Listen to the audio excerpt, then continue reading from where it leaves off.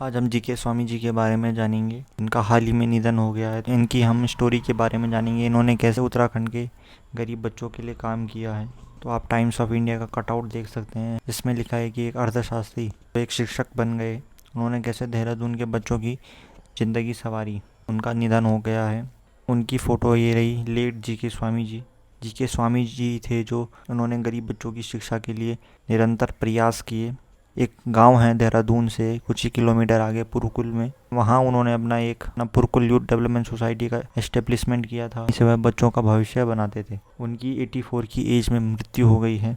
स्वामी जी जो थे वो पुरकुल यूथ डेवलपमेंट सोसाइटी PYDS के फाउंडर थे। ये एक CBSE एफिलिएटेड इंस्टीट्यूशन था, जिसने उत्तराखंड में एक बेंचमार्क सेट कर दिया था टॉप नॉच एजुकेशन का।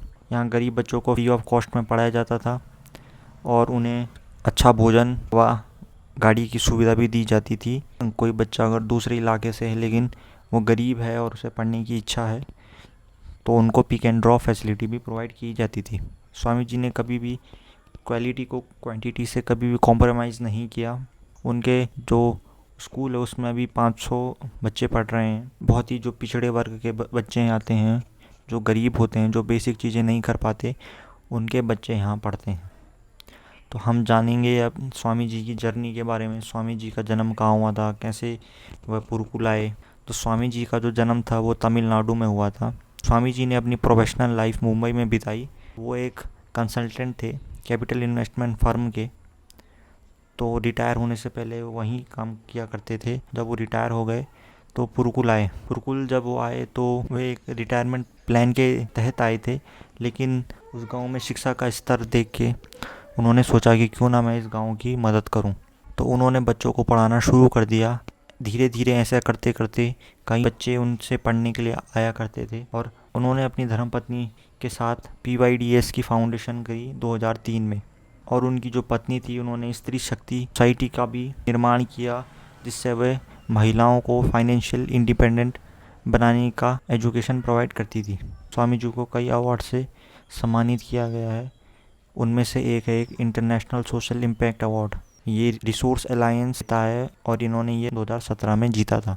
शुरू में वो 3 बजे से बच्चों को पढ़ाते थे और जो उनकी ज़्यादातर क्लासेस थी वो गौशालाओं में होती थी या घर के गैराज में। लेकिन 2003 से उन्होंने एक प्राइमरी स्कूल इस्टेब्लिश किया और उसके बाद सेकेंडरी एजुकेशन। उन्होंने ये सब अपनी सेविंग और डोनेशन के माध्यम से किया। जो अभ्यर्थी हैं PYDS के, वो काफ़ी दूर दूर तक फैले हुए हैं। ही हाल में एक रिपोर्ट आई थी जिसमें ज्योति ममगई, जो कि एक एम्प्लॉय की डॉटर है PYDS की, उन्होंने स्कॉलरशिप जीती है 4 साल की प्रोग्राम की US में।